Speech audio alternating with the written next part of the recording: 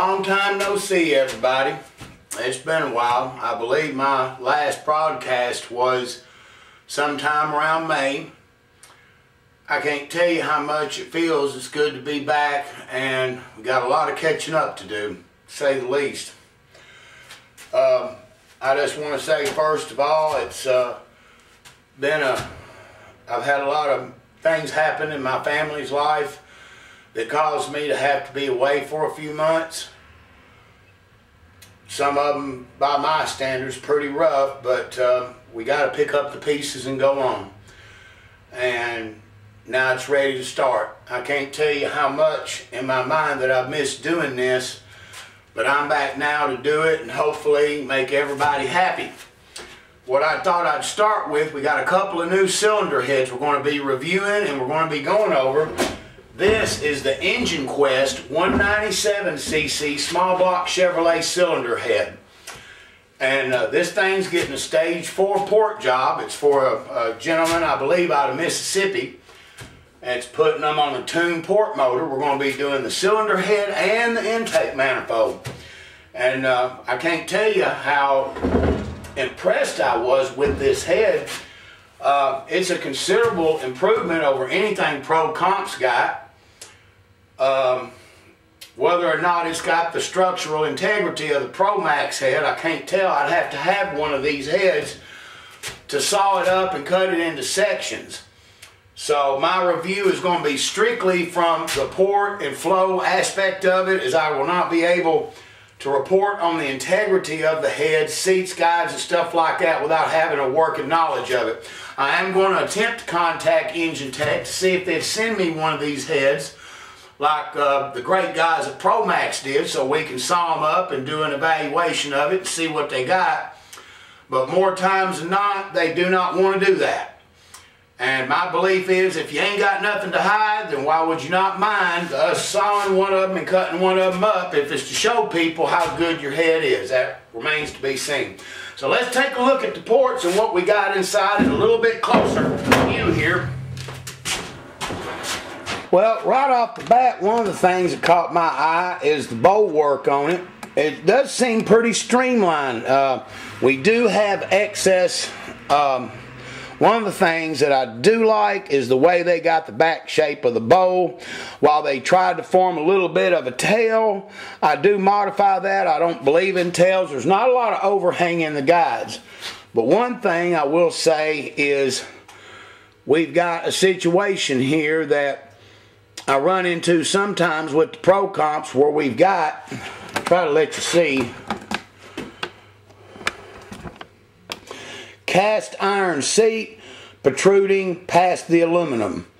Now, I go in there and I cut the iron anyway, but one of the indicators, like with the Pro Comp head in comparison, Pro Comp had aluminum that protruded and then the cast iron seat sunk. This is reversed. This is kind of like the Pro Comps. I'm not saying it's a bad thing till I get in there cutting, but I just like to see a little bit of aluminum protruding up and then the seat going in. But at this point, it does not mean a bad or a good thing. I just want you to understand that, because it could go either way with this. I do like the shape of the combustion chamber. That's fantastic. That's right along the lines of any of the stuff. Now, as far as aluminum buildup in the seat area, it's got quite a bit of that. I mean, all this is going to have to be butchered and chopped and laid back, because that will dramatically interfere with flow as it's going out and coming in.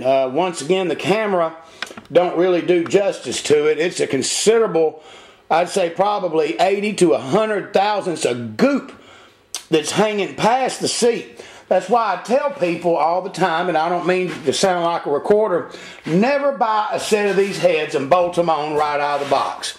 There's just too many things like the machinist ridge, shaping this chamber, shaping the bowls, doing all that. You're not getting your dollar amount that you're paying for if you don't go in there, shape it a little bit, do some blending. I mean, you have to finesse the head. It's like anything, huh? Hell, it's like a pair of boots. If you buy a pair of boots, you want to break the boots in. You just don't, a lot of people take water and put on leather boots and wear them and everything. You gotta shape it and fit it to your foot. And it's a lot of the same basics inside of here. Now let's take a look at the exhaust side. Speaking exhaustly, looks pretty good. They even gave us, one of the things that caught my eye, they gave us the dimple marks for the stall 3 flange header, which that's pretty cool because all you'd have to do is pick off this, drill it, and tap it. That's a big plus. Yay, EngineQUEST, to turn it into a serious performing head. Far as short turn shape, it's fairly good to middling. We got a decent roof raise. However, it's going to require a lot of roof on the top of the port to get it to come in. Looks like I'd probably say as much as, well, hell, let's take a look at it. Just off the top of my head, I would be willing to say probably as much as 150 thousandths. Now this gasket right here, this is the 1404. This is your standard Velcro gasket. Okay, it's not far off from a 1404. Alright, so if we're going to go 1405 and 6, we're going to get this business right here coming up, which is what I'd want. That's going to take some of the angularity out of the port. So from an exhaust side, not too bad, depending on what the sonic checker says. Like I said, I have to sonic test this head to see what we got. Now let's take a look at the roof. On the roof, they got it raised pretty good. A lot of meat buildup. If you take and try to compare the amount of material that you're going to have to go up, you can go all the way, you can go up to 200 thousandths raised runner, and there is enough meat to do it. The heads do come cut for, it looks like, a 1/500 valve diameter, 1/450 to 1/500. Alright, bronze guides, of course, and the trim pedestals. So just right off the bat, what I would be willing to say is, and this once again is without sawing the head, looks like we got a good head to start with. I don't know what prices that the EngineQUEST, what they go for, but I will go as far as to say that overall it resembles a lot of the Pro Comp stuff. The bowls are shaped a little bit better. The castings are definitely a little bit better. Not so much as core shift as what some of the Pro Comp heads are. But we won't know till we get in there cutting and doing the sonic test. So we're going to stop at that right there, and this will be part 1, and we're going to continue on later next week. Today's date, I believe, is the 11th of December. And like I said, it's good to be back, guys. I'm sorry I was away, but I needed time to deal with some losses in my family and some other issues with my son. And but I'm back. Thank you much.